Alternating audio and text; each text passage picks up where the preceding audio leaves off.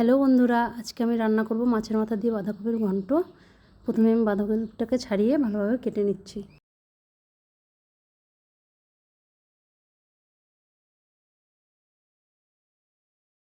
দেখুন বাঁধাকপিটা আমার কাটা হয়ে গেছে। এবার আমি আলু কেটে নেব বাঁধাকপির জন্য।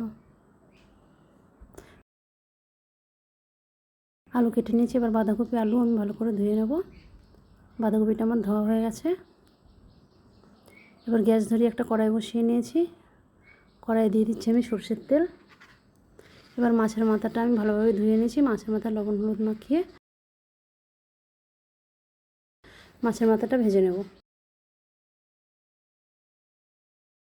দেখুন মাছের মাথাটা একদম লাল করে ভেজে নিয়েছি। এবার আমি নামিয়ে নিচ্ছি।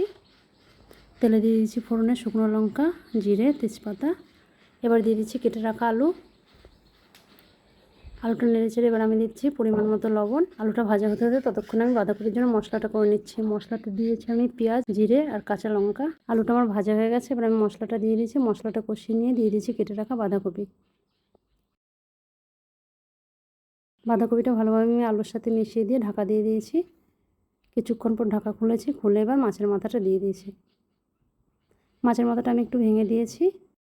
এখন আমি ভালোভাবে মিশিয়ে নেব। দেখুন বাঁধাকপিটা আমার পুরো সম্পূর্ণ রান্না হয়ে গেছে। এখন আমি গরম মশলার গুঁড়ো দিয়ে নামিয়ে নেব। আপনারা এইভাবে বাঁধাকপি রান্না করে খেয়ে দেখবেন, ভীষণ ভালো লাগবে। আমার এই বাঁধাকপির রেসিপিটা যদি আপনাদের ভালো লেগে থাকে তাহলে লাইক কমেন্ট করে পাশে থাকবেন।